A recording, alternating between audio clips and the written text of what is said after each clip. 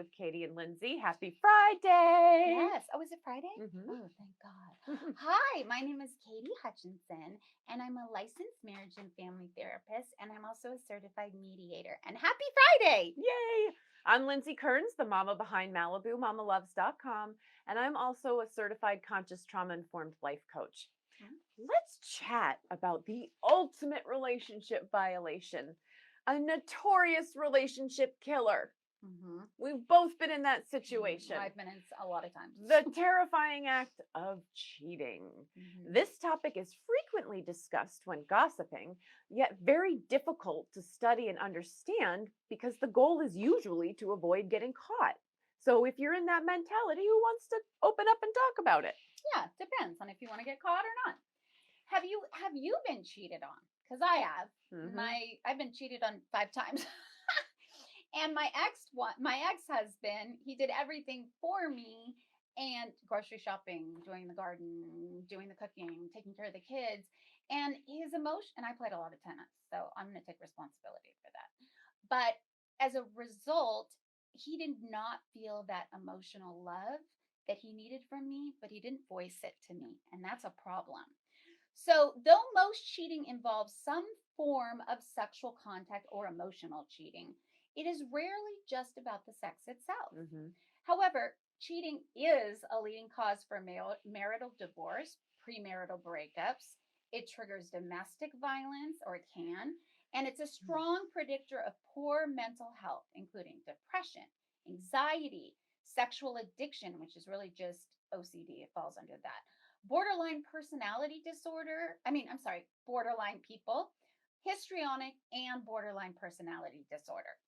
And is bipolar too? Oh, bipolar. Oh, Yeah. big time. They Yeah. have to be medicated. You would think with such adverse consequences, people will go to any length to avoid cheating. You would think that, right? Depending on your morals and your values. However, I found out that cheating happens in 46% of marriages. I was so surprised that the number was that high. I'm not.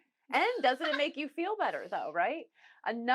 This is just so much higher. And men and women cheat, right? So it's both of them at any time. Equally. Women just don't get caught as much. We're a little more savvy people. Well, women may not get caught as much, but the studies do show women are more apt to want to talk about it and say this happened. Well, that doesn't surprise you know what I me. mean? Mm-hmm. So that can go either way. And only about 24% of these relationships survive the affair and stay together afterwards.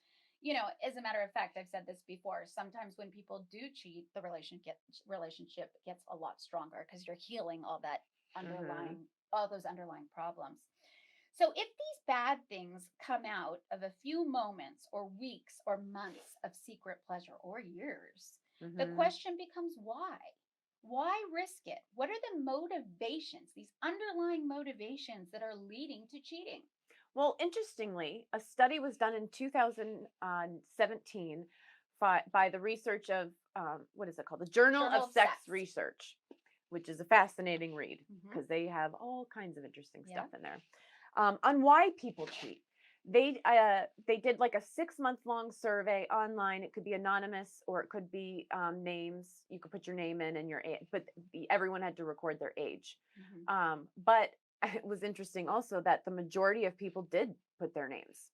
There was a very small handful that came in anonymously. So it was a fascinating study where afterwards they were able to deduce 8 key factors as to why people are cheating. Yep. So there is also a lot of anger and revenge, and this is a reason why people cheat. Just like I said with my ex-husband, he was angry that he wasn't getting his needs met without communicating it. Well, and anger and revenge are the number one reason that this study listed as why people are cheating. They are. Based on studies, this is the number one reason. In other words, people think they hurt me. So you know what? Now I'm going to hurt them, and I'm going to hurt them even worse. Yep. And it could be something as simple as a little fight, like, oh, you say, I don't like that outfit you're wearing. Can you go and change? And that just pisses them off to a whole new level, and they're going to hurt you behind your back somehow. Yes. And one thing is very, very important. many people who want to cheat or who are already cheating, they Mm, purposely start fights with their significant other yeah. to give them a reason to To keep go and cheating. cheat. Yep, that's so true. So, anger motivated cheating can happen for reasons other than revenge, though, right? Some of these things could be just like you were saying with your partner, frustration in a relationship where your partner doesn't understand the needs, right? So you're Or not doesn't meeting them. take them seriously. And it's like how we talked about the love languages and how oftentimes we're communicating in a way that we need the love language, right? But that other person needs it in a different way. Right. So you're just missing They're not each getting other. it. Yeah. And that frustration can grow.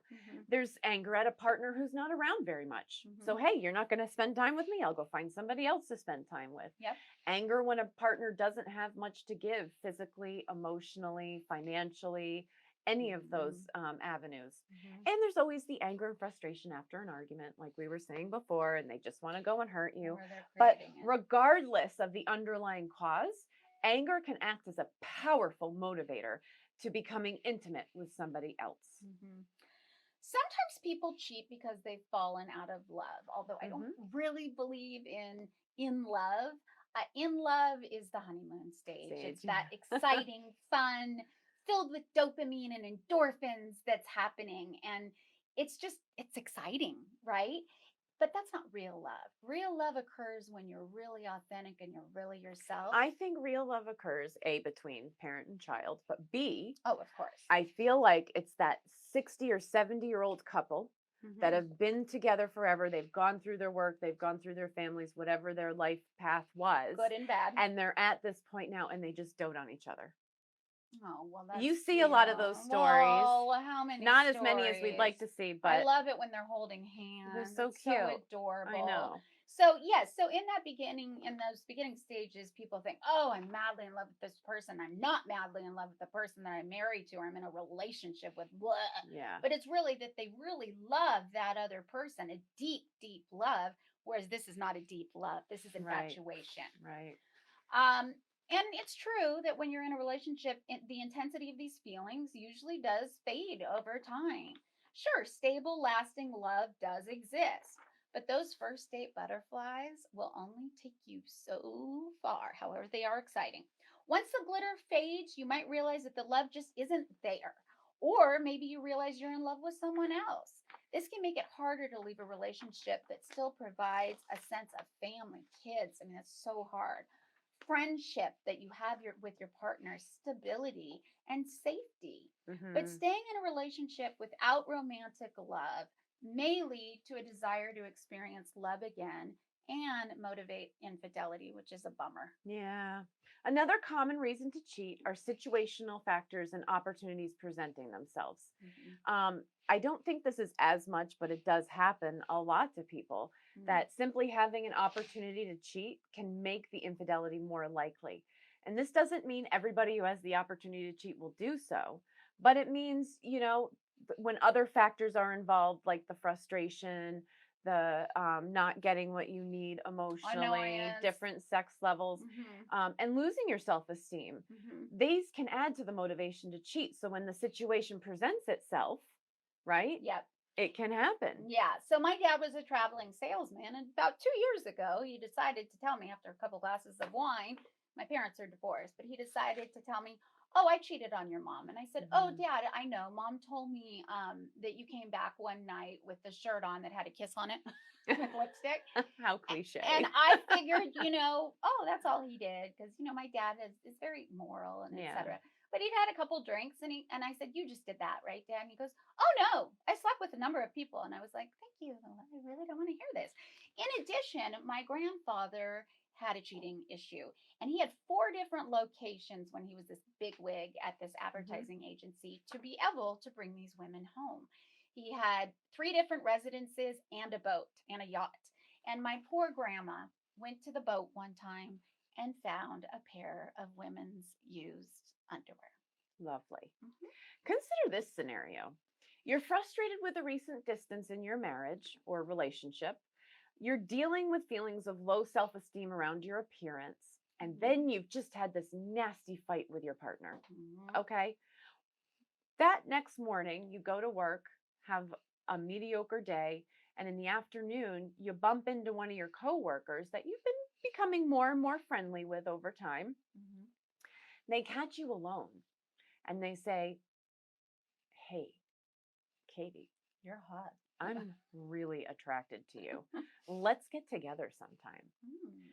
Or you've been out drinking, right? You go out to the bar and drown your sorrows in the bottle. Go down. Yeah, and you pick up somebody in there and go home and have a one-nighter. That's true. That happens. Or, if you're wanting comfort after a distressing event, sometimes you don't choose your partner. You go in that other direction. Yeah. People will take advantage of a situation that presents itself for cheating, thinking that most people will never, ever know.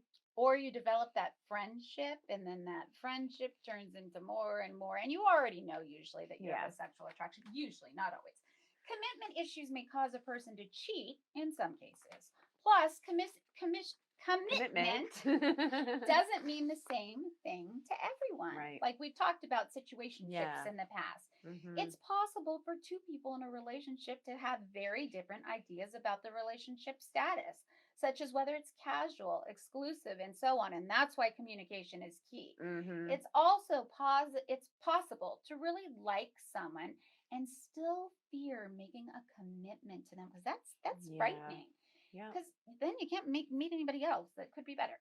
In this case, one partner might end up cheating as a way of avoiding commitment, even if they actually would prefer to stay in this relationship. Other reasons for commitment-related infidelity might include lack of interest, just like I said, in committing to a long-term relationship, wanting a more casual relationship / situationship, and wanting a way out of the relationship. That's also a way when you panic enough and you don't want this commitment, you'll go and cheat and think the person will leave me alone. You'll cheat in your own bed, in your own house that you share with the person on purpose so they'll walk in. Unmet needs can often cause a person to cheat too. Yep. Sometimes one or both partners' needs for intimacy, emotional support, physical support go unmet in a relationship. This actually happens a lot more than you think. Not everybody cheats in this situation, but this definitely opens the door because many people choose to stay in the relationship, often hoping things will improve, that they can fix it, especially if the relationship is otherwise fulfilling. But unmet needs can lead to a lot of frustration. If you're not even able to, spend time together doing your favorite hobby or have meals together or see each other during the week. Or never have sex together. The situation will worsen. This can provide the motivation to get those needs met elsewhere. And that's where you just said unmet sexual needs might happen when partners have different sexual drives, which happens all the time. When one partner can't have sex or doesn't have any interest in sex, it's a little bit of a bummer. When one or both partners often spend time away from home, like we said, the traveling salesman, the big and the thing executive. with emotional cheating is that it can be really tricky to define because some people, don't need to have the sex, but they need the cuddling, the kissing, and the person to talk to and get that special feedback. So it can be really hard to figure it out. Right. And one thing that I'd like to add here is that as women, we usually have a number of friends, right? So we can depend on them emotionally. Men don't generally have the same types of friendships or even very many friendships. So they don't have anybody besides for this significant other and their children and their family. Whereas women, we're getting it from each other, right? For sure. So we don't need to cheat necessarily as much per se. Differing sexual desires can be behind cheating, like we said. A simple desire to have sex can motivate some people to cheat. That is true. Other factors, including an opportunity or unmet sexual needs, may also play a part in infidelity that's motivated by desire. But some people who want to have sex might also look for opportunities to do so without any other motivators. Even people who have sexually fulfilling relationships might still want to have more sex with other people because they desire diversity. This might result from a high level of sexual desire, not necessarily any sexual or intimate issues in the relationship. They just might want some other stuff. Well, and that's the next biggest reason to cheat is wanting variety. It's a huge motivator for cheating. Yep. And in the context of a relationship, a desire for variety often does relate to sex. Sometimes the emotional part, the conversations, but usually there's some kind of bodily, physical attraction there. For example, someone might be interested in trying different types of sex than their partner really isn't into doing that. So even if they're otherwise well matched with their partner, they're going to go out and search this out because they have this inner desire and it needs to be fulfilled. Right. It also may mean different conversations or styles of communication. You may love the person but not be able to communicate well. That's frustrating. Different non-sexual activities, as I said before. Some people might be into some form of kink that the other person isn't. You know, attractions to other people, relationships with people in addition to their current partner. Can't work on 2 relationships at once. You can't. But we I know also, that for a fact. yeah, me too. We also all have attraction to other people. Let's face the facts. But when you have control over your impulses, because we all have impulses, you have control over those impulses, you don't act out on those. Right, right. Some people in monogamous relationships might have a hard time not acting on those feelings of attraction because they don't have that they impulse feel control. Yeah. Low self-esteem is a huge reason behind people cheating. They think that cheating can boost their self-esteem, and lots of times it does for a little bit. Yeah. That having sex with a new person can lead to these positive, fulfilling, fun feelings. Yeah. You might feel young and exciting again. You might feel empowered, attractive, confident, or successful. And these things can build up your self-esteem for a little bit. Yeah, but they also tear it right back down. True. That's what no one talks about. That's true. Because once you realize and you see the effect on the person that you love, you ain't going to be feeling very good about it. Yeah. If there's one major takeaway from this study, you guys, it's that cheating often doesn't have anything to do with the person being cheated on. That's huge. Many people who cheat love their partners dearly and don't have any desire to hurt them. That's why they go to great lengths to hide and keep their cheating away from their partner. But still, no matter how much you try to hide, how much you try to lie, humans can sense each other, especially when you're in a significant relationship with somebody.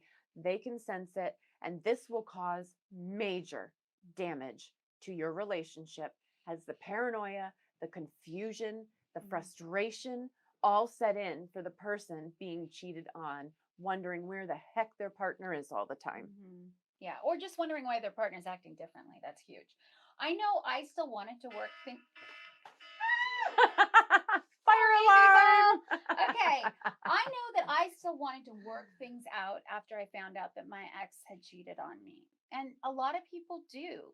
But unless both parties are on the same page and want to put the same amount of work into the relationship, it ain't gonna work. Yep. Okay, so my significant other did not want to put that energy into our relationship. I did, but one can't make it. Right. Takes 2. Right. So if you have been cheated on and you're not sure how to handle it, because I'm sure you're spinning as we both were when you find out, and Horrible. it's a long period of time trying to readjust, I want you to know that you are 100% not alone.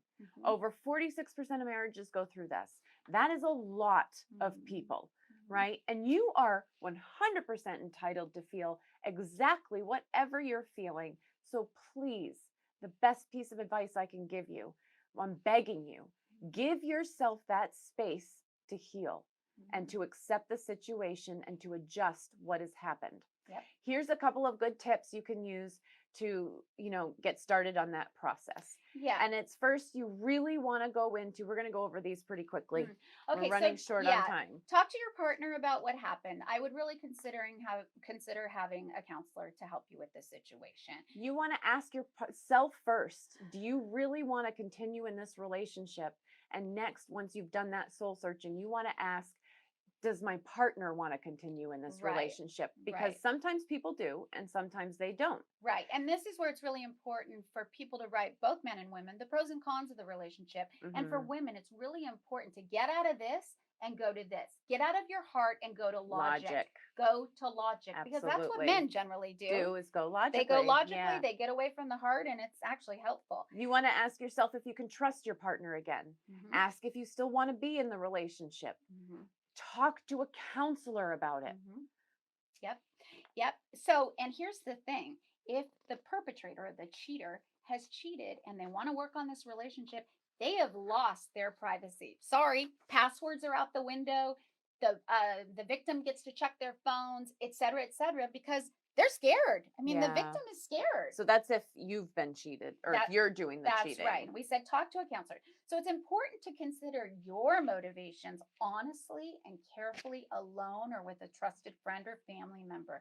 And be honest with yourself. Don't lie to yourself. We all lie to ourselves, but try to be honest and authentic and transparent with your own self. Your partner may or may not want to repair this relationship, as I sadly had to go through. And you need to respect their decision, which is really hard. I did a lot of drive-bys, not drive-by shootings, but a lot of drive-bys or hanging on to the gate. The gate, staring. Your partner may or may not want to repair, like we said, even if you do want to stay together. And so at some point you have to let this go. So you want to take some time if you're the one that's cheating and consider these following questions. Do you still want this relationship, or did you just do this because you felt alone, but you feel like this relationship can be repaired? Can you work through the reasons for the infidelity? Can you get to that deep spot of why did I really do this? Like what is this coming from? Do you see yourself cheating again? You know, like my ex-husband, people would say, you know, once a cheater, always a cheater. Not true. He's a serial monogamist who was miserable and he cheated. So, you know, can you commit to therapy? Just going to therapy isn't enough. You have to do the work. And if one partner is doing the work and the other partner isn't, it's not going to work. So, yes. You might have heard the phrase, once a cheater, always a cheater. But I got to tell you, this describes people who aren't faithful, but not everyone. While some people do cheat repeatedly, many don't. Yeah, I know.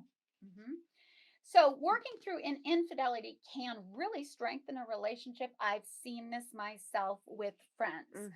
But it's essential for both you and your partner to be honest about what you can and can't commit to in your relationship and maintain open communication going forward. I deal with sex addicts and they say to their partner, I cannot be loyal. And I then say to the partner, can you handle this person not being loyal? Because that is who you are marrying. And they have to be honest with themselves. Yes, I can, or no, I can't. Yeah. And I mean, talking about it helps no matter what you choose. We simply cannot keep these feelings in because they will destroy us. They cause disease, etc. We want to hear your stories. We care about you. Share them here. Share your tips. Let's keep this conversation going. You are not alone, and there is nothing to be ashamed or embarrassed of, although you really feel that way. You feel that way, but when you step outside of yourself and hit that logical moment and you realize 46% of marriages are going through this, we all at this point, especially at our age in our 40s, we all have talked numerous people that have been cheated on, clients or friends. So it does happen, and we want you guys to not feel ashamed by it, because this was the purpose of me sharing this study today, because we wanted you to know that it really most likely had nothing to do with you. This is a problem of the other person. And if you can get back on the same page, great. And if you can't, that's also good. Life will send you where you're supposed to be. So we hope this show helped you understand a little bit more of that. And especially, I just want to say it again, that cheating really most likely had nothing to do with you. So, and that 46% of people cheat. In marriages, cheat. It's happening. It happens all the time. Let's talk about it. Let's do something about it. That's right. So share this video so we can get the message out there, so more people can feel less ashamed when they realize it really had nothing to do with them. Share this video. Give us a like down there and leave us some comments. We'd love to hear your stories too. We'd love to give advice or hear what your advice is for us. Everybody, sharing is caring. We have to start talking about these things, and we have to stop having the stigma of, oh my God, it's me and I should be so ashamed. I should be embarrassed. I'm no good. That's got to stop.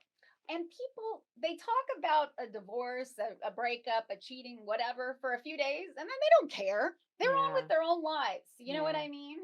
So, happy Friday, everybody. We'll leave it there. Yes. Behave yourselves this weekend. No cheating. Yes. And we will see you on Monday. Bye.